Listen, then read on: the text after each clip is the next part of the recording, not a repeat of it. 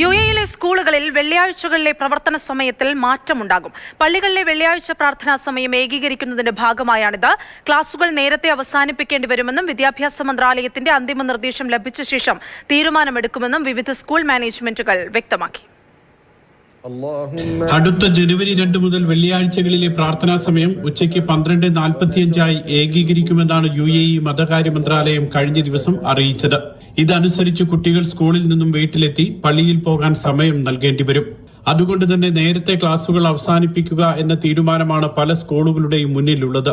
അതേസമയം സമയക്രമത്തിലെ മാറ്റം സംബന്ധിച്ച ഔദ്യോഗിക അറിയിപ്പ് ലഭിച്ചിട്ടില്ലെന്നും ഇതിനുശേഷം തീരുമാനമെടുക്കുമെന്നുമാണ് സ്കൂളുകളുടെ നിലപാട്. സമയക്രമത്തിലെ മാറ്റം ദുബായ്, അജ്മാൻ, അബുദാബി എന്നിവിടങ്ങളെയാണ് കാര്യമായി ബാധിക്കുക. ഷാർജയിൽ വെള്ളിയാഴ്ചകളിൽ സ്കൂളുകൾക്ക് അവധിയായതിനാൽ പ്രാർത്ഥനാ സമയത്തിലെ മാറ്റം ബാധിക്കില്ല.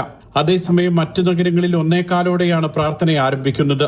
ഇത് 12:45 ആകുന്നതോടെ 11:45 സ്കൂളുകൾ വിടേണ്ടി വരും. പക്ഷേ പ്രധാന നിരത്തുകളിൽ പലയിടത്തും രാവിലത്തെ ഗതാഗതക്കുരുക്ക് അപ്പോഴും തുടരുന്നുണ്ടാകും. ഇത് കുട്ടികളെ ബാധിക്കുമോ എന്നാണ് ആശങ്ക. ഷാർജയിലേതുപോലെ വെള്ളിയാഴ്ച കൂടി അവധി നൽകാമെന്ന് ചിലർ നിർദ്ദേശിക്കുന്നുണ്ടെങ്കിലും തീരുമാനമായിട്ടില്ല.